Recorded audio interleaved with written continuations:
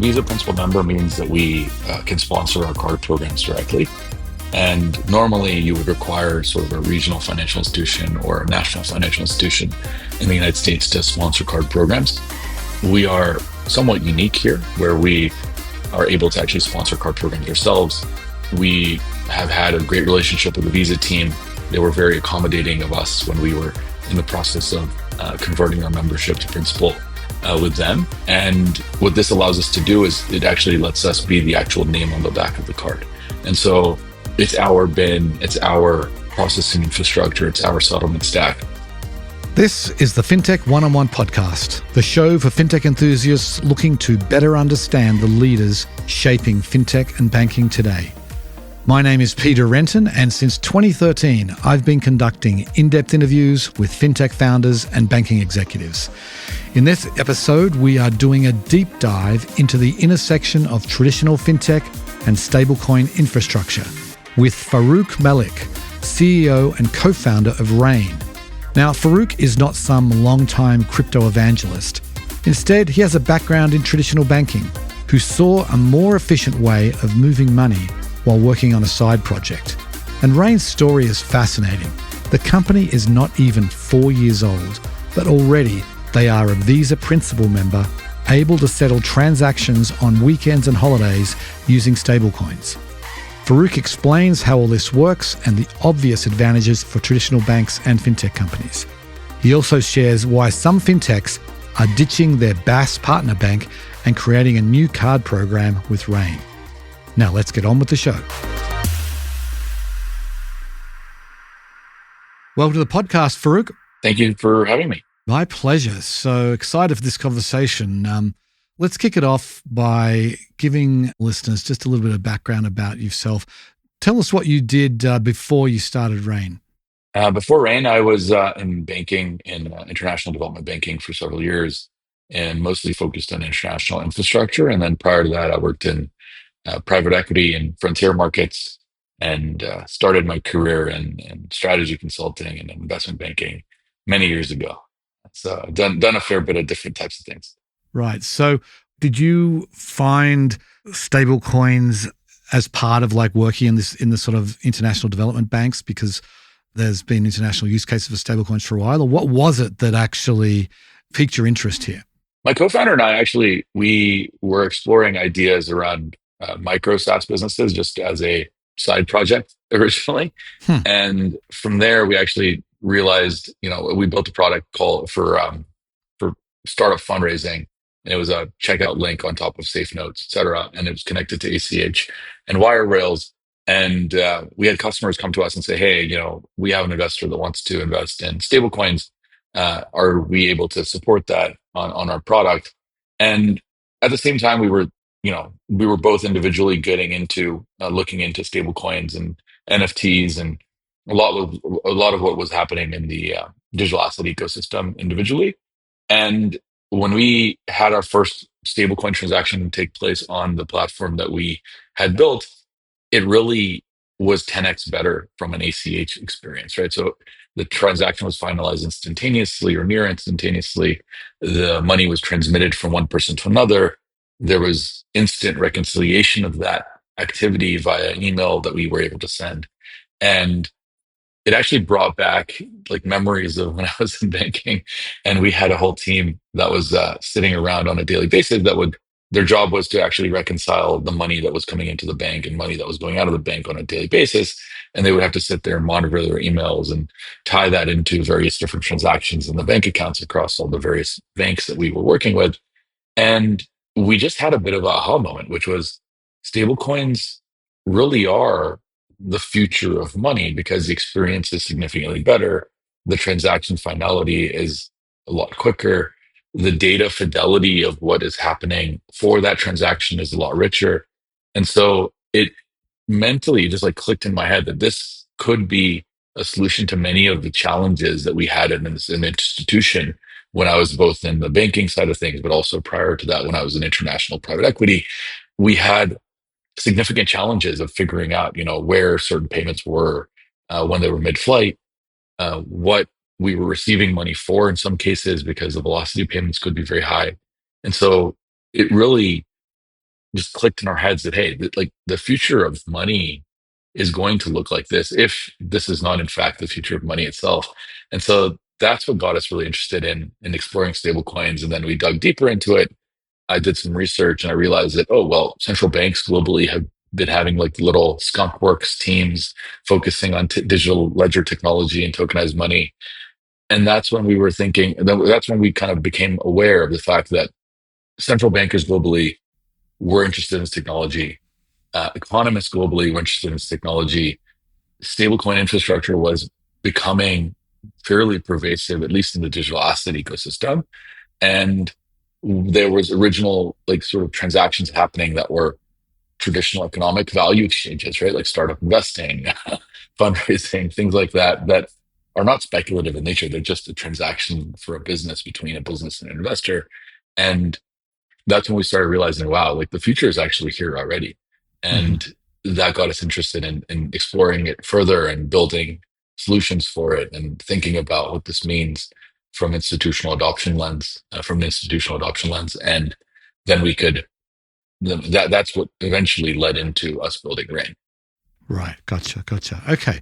So then, considering that obviously my audience is primarily fintech, it's not really a crypto stablecoin audience, but everyone's interested in stablecoins these days. How do you describe Rain to a fintech audience? Rain is at the intersection of fintech technology solutions as well as stablecoin infrastructure. So our thesis has always been that the enabling technology of payments and money movement is changing. We didn't really think about this as, hey, this is crypto and that's distinctly different from fintech enablement technology or payments or fintech products. We always thought about this as there's a technology shift that is taking place, and there's going to be an opportunity to upgrade the backend infrastructure that enables fintech solutions with some of the efficiency that digital money and programmatic money movement and composable money movement bring to the table.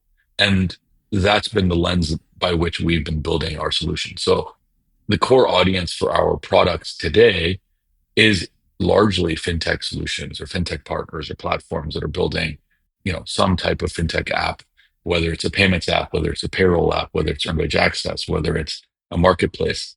And then stablecoin technology is being added on in the back, powered by Rain, so that they can address a larger global audience because stablecoins are global dollars in addition to being programmatic dollars. And then similarly, we have a number of programs that we partner with today that are traditional financial services use cases. Like we have a high net worth credit card product partner in the market. All of the warehouse lending for that program is actually happening on the blockchain, and we're able to do that 7 days a week. And we can borrow per swipe. So there's no working capital, or the working capital requirement is significantly lower than it would be if it was a partner financial institution in the back end, subject to traditional 5 day banking, working hours and weekends and holidays. And so there's the way that we would encourage folks to think about stablecoins is that it's not crypto writ large versus fintech writ large. It's really about this technology infrastructure that has the promise and potential to actually upgrade many of the challenges we've taken as table stakes challenges in fintech for the last several decades. Right. I've heard you described as like the marketer for stable coins because you do a lot of like card issuing and stuff.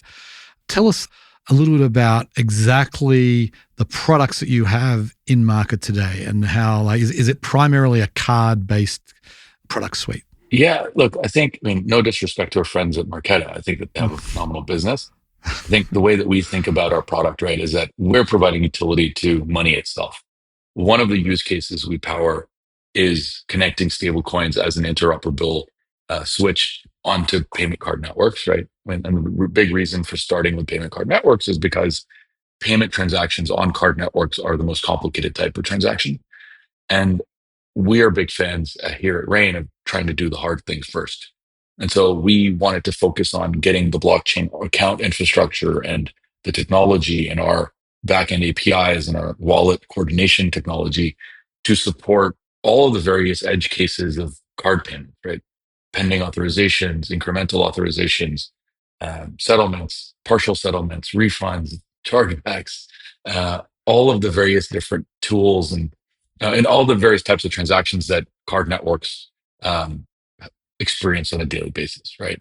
And being able to reflect all of those into account technology on the blockchain, on the various blockchains we support, across all the different tokens we support as stores of value, was very important for us to start building the enabling technology to be able to do a lot more.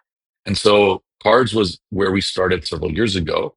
But a big part of what we do now is actually providing all of the utility, all of the authorization, all of the information, all the settlement for every type of transaction that can take place in the backend infrastructure. So a part of our business looks like something like a Marqeta, but we partner with several card processors under the hood. We can coordinate, regionally diverse programs where a customer is in the US on a single processor, and then they're in Latin America on a different processor, or they're in Europe on a third processor. So we've essentially abstracted away a lot of the complexity on a global customer base, because our native technology and the store of value is actually a global uh, stablecoin balance, right? And then on top of that, we can connect into pay-ins, payouts. We can coordinate settlement transactions on multiple blockchains across multiple tokens or currencies. And so it's much more complex than what a traditional payment card transaction would be. But we started with payment cards because it's a very complicated way to transact today. And it's also something that everyone kind of understands the concepts. Yeah. Well, yeah. And almost 90% of payments that any person does in kind of a daily basis can be done on a card these days. Yeah, exactly. So I do want to dive into the card piece for a little bit, because when I was doing my research, and I didn't realize that you were a Visa Principal member, and that is a very big deal for a company of your age, and shall we say, it's normally reserved for banks. Tell us a little bit about how you were able to become a Visa Principal member, and tell us a little bit what that means. Yeah, being a Visa Principal member means that we can sponsor our card programs directly. And normally you would require sort of a regional financial institution or a national financial institution in the United States to sponsor card programs. We are somewhat unique here, where we are able to actually sponsor card programs ourselves. We have had a great relationship with the Visa team. They were very accommodating of us when we were in the process of converting our membership to Principal with them. And what this allows us to do is it actually lets us be the actual name on the back of the card. Mm-hmm. And so it's our BIN, it's our processing infrastructure, it's our settlement stack.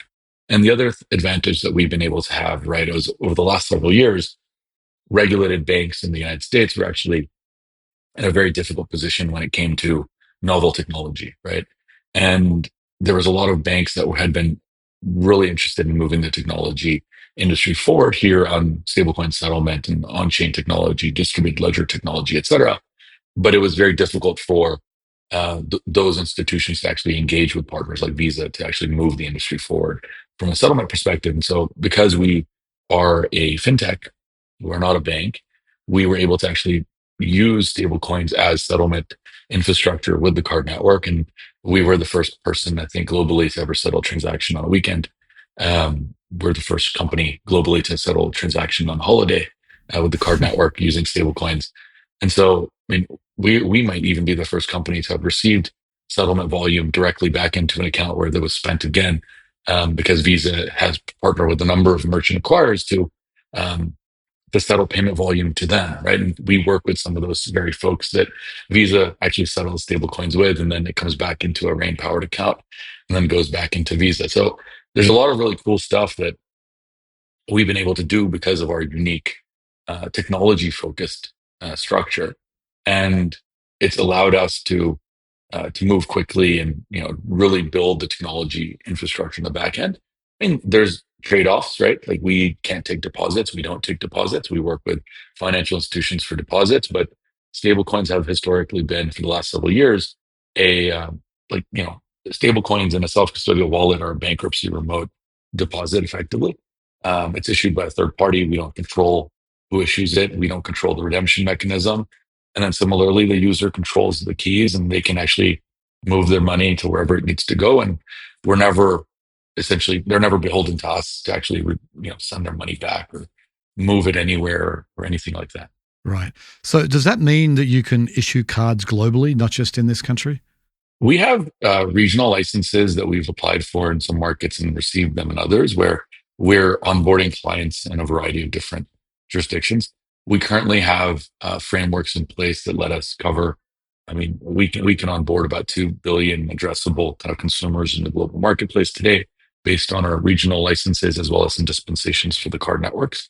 And our business has been built because, I mean, aside from the stablecoin thesis, one of the things we started realizing is that businesses and fintechs have been global for a long time, right? Like if you look at some of the largest companies in the United States and the largest technology businesses over the last several decades, they're global in nature, right? Like you look at Deal or Rippling, you look at Airbnb, you look at Yeah. Amazon Marketplace. These are global businesses, Upwork, Fiverr, et cetera. And the challenge has been that there's been no global enabler, like nobody to enable a global customer base for global financial products. And so that's where, we really aspire to kind of fill that gap. And, it's a difficult, it's a difficult endeavor because we do have to engage with local regulators and make sure that we're being mindful of local requirements and regulations and making sure that we have proper disclosures for the people and, the sundry number of markets that we're onboarding or supporting clients.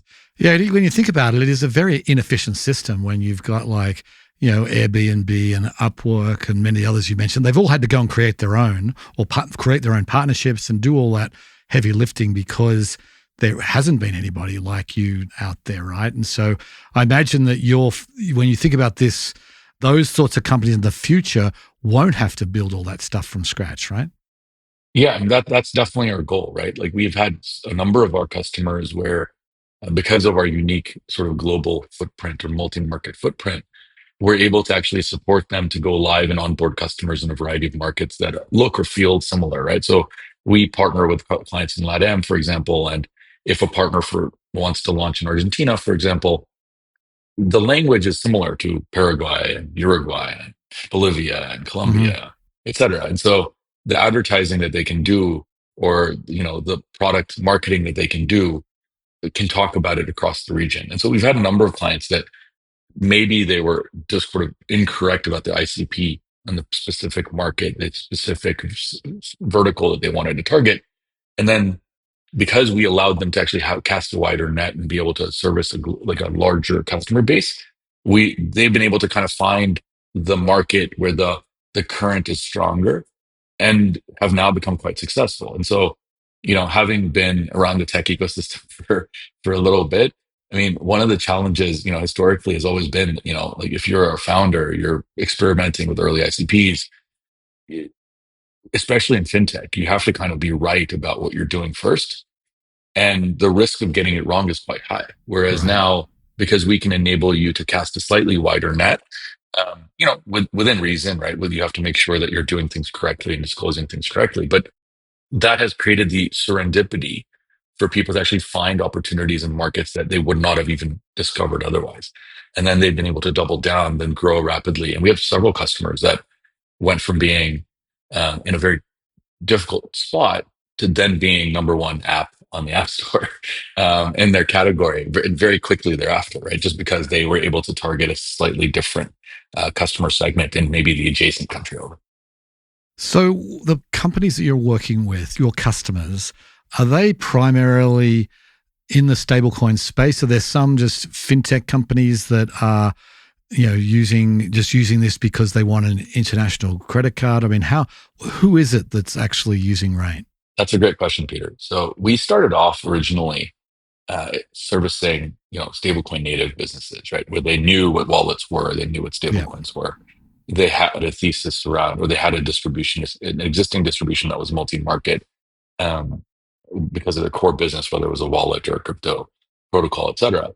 And over the last year, most of our customers now, so most new customers that we are speaking with, are actually tradfi programs. Like we've actually converted existing programs from a traditional sponsor bank paradigm to a rain powered infrastructure. In some cases, as an add-on to service a larger global footprint, or in some cases as a complete rip and replace, because we have the ability to provide significant economies of scale because of 7-day settlement, because of the stablecoin nature of what we can provide on the back end, because of the ability to actually face a much larger counterpart. If you're using a Circle or a Paxos, the balance sheets of these institutions is in some cases significantly larger than most of these partner banks. Right. in the market, right?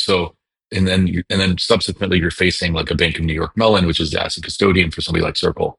And so you're actually ending up in a position where there's several kind of larger GSIB type institutions in the back end.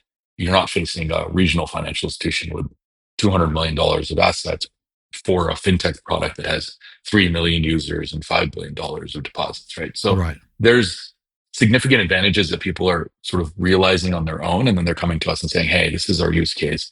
Can we slot RAIN infrastructure into this piece or that piece? And that's been actually one of the most interesting learnings for us over the last year is that, you know, the demand for stablecoin powered solutions is not coming from people that have spent the last 10 years or so in crypto or digital assets. It's actually coming from people that, you know, 12 months ago, if you were to ask them, hey, are you exploring stablecoins? They would have said, God forbid, no, absolutely not. We wouldn't touch that with a barge pole. And then now they're like, hey, actually, this is a lot more flexible. We have a lot less risk because we can work with an entity which is specifically set up for a global customer base or a multi-jurisdictional customer base. It's not a financial institution which is servicing one MSA in a state in the United States and then also happens to have 5 million Nigerian customers and 4 million Brazilian customers. And, has, that model historically over the last several years has not been proven to be sort of long-term reliable, right? Like, I mean, a lot of large Right. fintechs in the US have kind of had to go play hopscotch, go from one partner institution to another, to another, to another. And, I think that people are open now to actually exploring an alternative that, I mean, we're trying to be thoughtful and mindful of how quickly we grow and what we do. And we don't want to do all of the things that people are asking to do. But, and, we've learned a lot of lessons from partner banking, right? Like we really have invested heavily on the compliance side, making sure that our customers, we are facing the end user directly, right? And so things like that, which um, others have gotten wrong historically, like we've just learned a lot of these lessons. And thankfully, regulators have created very clear guidelines on like how they want you to face a global customer base. And we've been listening and we've been applying a lot of those things to how we operate.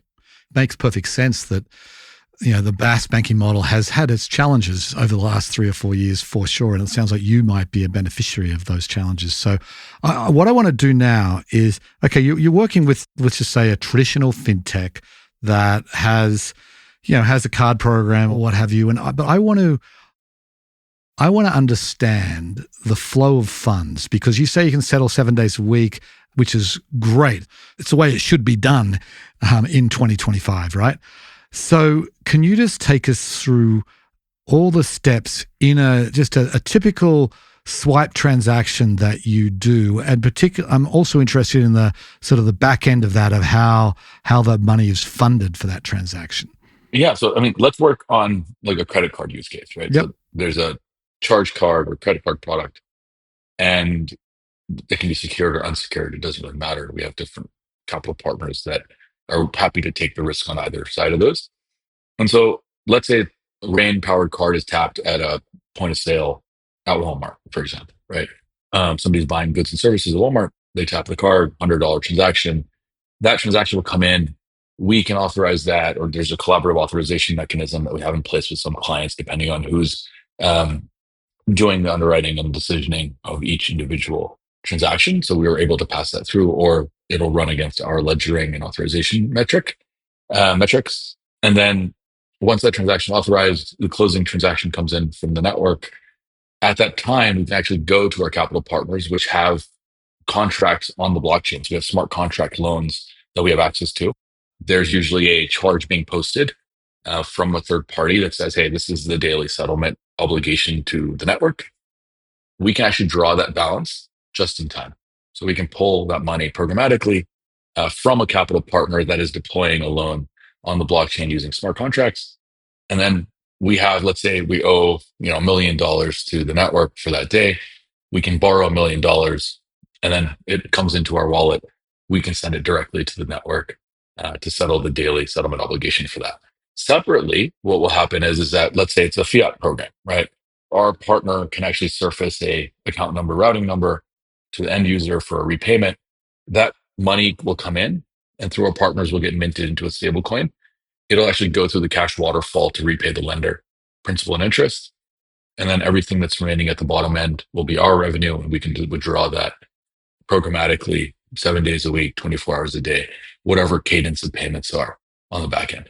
And so what this lets us do, right, is that there's no, like, we don't have to have this like reserve sitting around of our money that we're fronting. And then we have to put together a packet that when we, email to a back office somewhere with a capital partner, and then they review it, and then they validate these are eligible transactions. And then separately, a couple of weeks later, then they'll send us a wire for the loan, and we would have sold that into a warehouse. Right. So like it's a bit of a difference from how traditional programs would normally work. It's just because the capital that we're able to borrow is deployed programmatically on the blockchain, and we can pull those balances in stablecoins based on the daily settlement report that comes in from the network. And then when is Walmart getting their money, right? So like Walmart might have, hundreds of these transactions every thousands, tens of thousands, who knows, every day. When are they getting their money? So that side of the transaction is staying the same. So Walmart's getting the money in the same way that they would get any other transaction that flows through Visa. Gotcha. Visa is actually receiving that stablecoin from us. And in some cases, they may be settling that to merchants that accept stablecoins on the other end. But in the case of Walmart, they would be converting that into fiat through their partnerships with the stablecoin issuers, and then sending that through the traditional financial system the way that they normally would. And so that may be a 5-day payout, right? But right. the way that we work, right? I mean, and maybe this is something that the Visa team is exploring, right? Like they now have 7-day money from us, and they only have a 5-day payment obligation. So now they're actually potentially sitting in a float position. But I mean, I think that this is an important primitive that needs to exist, like from a send perspective, so that potentially we can move to a 7-day merchant settlement on the other side. I mean, I don't work at Visa, and I don't know what their long-term plans are, but it stands to reason that merchants should be able to receive money 7 days a week if issuing entities are able to settle 7 days a week. The Visa have a pilot stablecoin settlement program. Is that for merchants that accept stablecoin payments? I mean, is that pilot program doing things 7 days a week? So I'm not sure if they're doing things 7 days a week. I mean, we don't work directly on the acquiring side of the network. Okay. We do work with Nuvei, which is a settlement partner of Visa, and we provide the account infrastructure for Nuvei merchants to receive stablecoin settlement.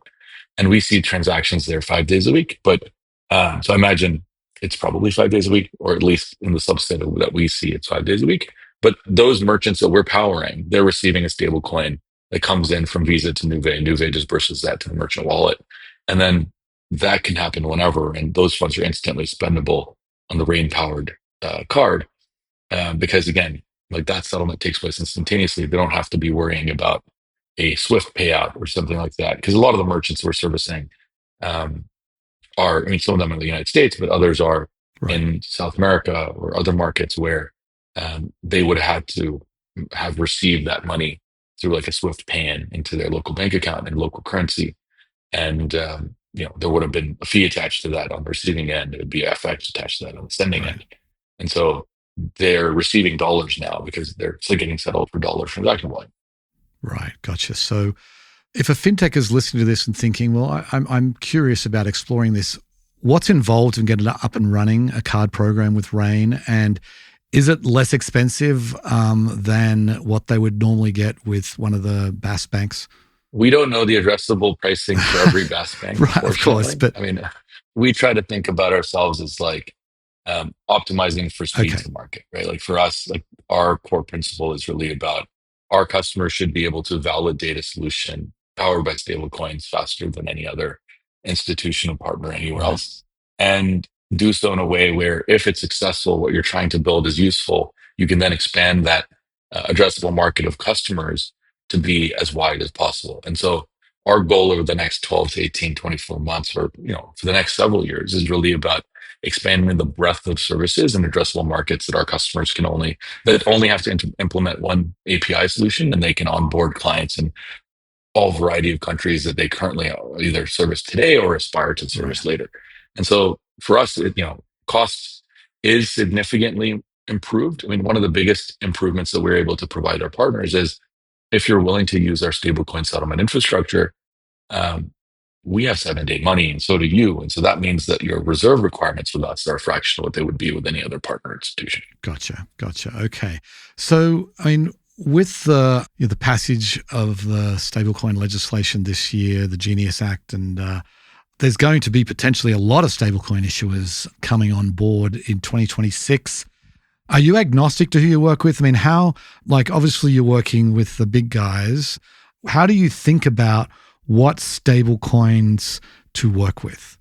We're a technology infrastructure player. If you peel back all the onion, right, and you see kind of what's really inside the hood, is we're a technology infrastructure player. Our thesis here is that as the universe of stablecoin issuers increases, that's going to be good for market adoption. Lots of different services, a lot of innovation may take place. The reality is that with this proliferation of stablecoins, the way the consumers are paying is going to probably stay the same. Like when you go to a till to buy a product, you're doing the same activity and you're expecting to do the same activity. And so unless that stablecoin is openly accessible or openly accepted, it's no better than a closed loop gift card. And so one of the things that we really focused on here is that we are token agnostic, largely because it's a key linchpin of us continuing to be a bankruptcy remote partner, right? A big reason why we don't issue our own stablecoin is because we don't want to consolidate all the risk for our counterparties or our clients onto us. But we don't want to be the only place that you have to go. I mean, we've seen a lot of these challenges with banking as a service where a bank may lose track of some of the funds, or in a bankruptcy scenario, your enablement technology player may become jointly and severally liable for the money that your clients have placed in their trust. And so our goal here is to try to learn all the lessons that we've seen in the market and try to take that, to heart and say, hey, how do we avoid becoming a systematic risk for our customer?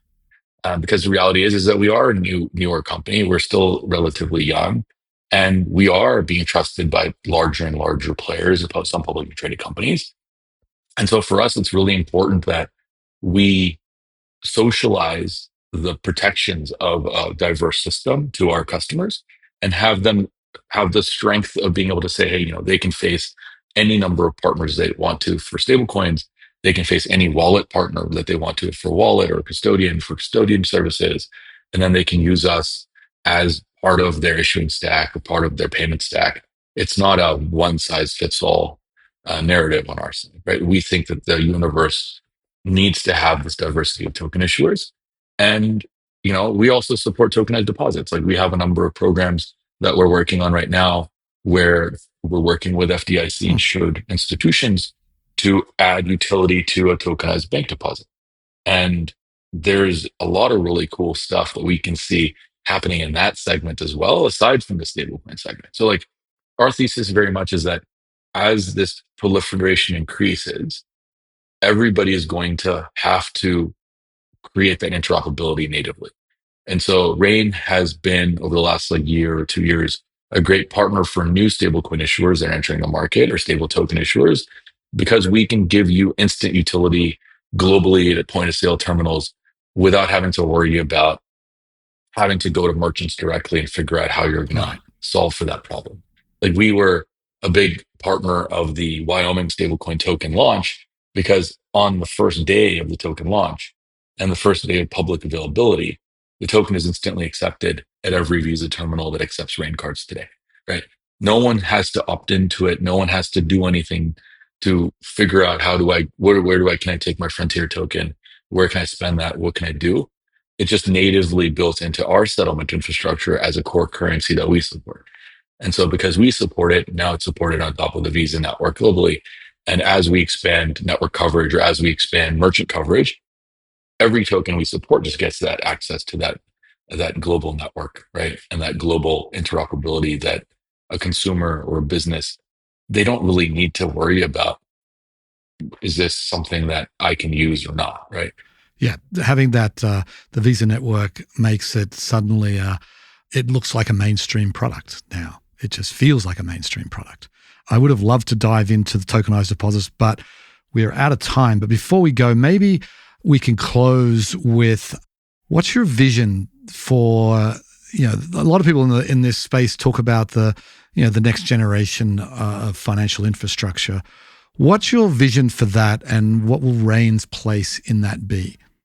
One of the biggest opportunities in the future of financial infrastructure is reducing the working capital requirements of operating, right?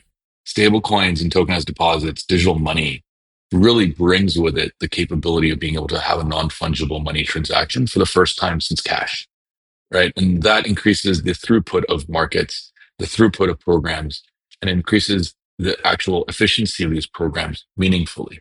And so a big thing that we really focus on here is really about how this is not two different industries trying to fight it out and figure out what's happening. We think about this as this is just the next evolution of money. And whether it's stable coins, whether it's tokenized deposits, whether it's CBDC, the reality is that it's probably going to be a mix of all three across the world in all of the different markets that have different regulatory approaches to this. What is not going to be different is that tokenized money is going to be the future of a lot of the financial infrastructure over the next decade or two. And we recommend everybody start thinking about what that means for their business. If you could reduce the working capital requirement, increase the capital efficiency of your programs, what would you be able to do that you can't do today? And that is the most exciting part of thinking about this technology infrastructure, is that what are the new solutions, new products that you could design or deliver? What are the cost savings that you could push to consumers or businesses that you're not able to do today? And that's where we think all of the really interesting things will be built over the next decade. Right. It's so interesting to be a part of this now, because I feel like we are, because right now we're still working on 20th century technology for the most part of the banking system. We're in this process now of rewriting that, and it's going to be fascinating to see, how this evolves over the next decade. And I look forward to following Rain and seeing how much movement happens towards this infrastructure that you've built. It's really been fascinating having you on the show today, Farooq. I really appreciate it. Thank you for the opportunity, Peter. Great to be here.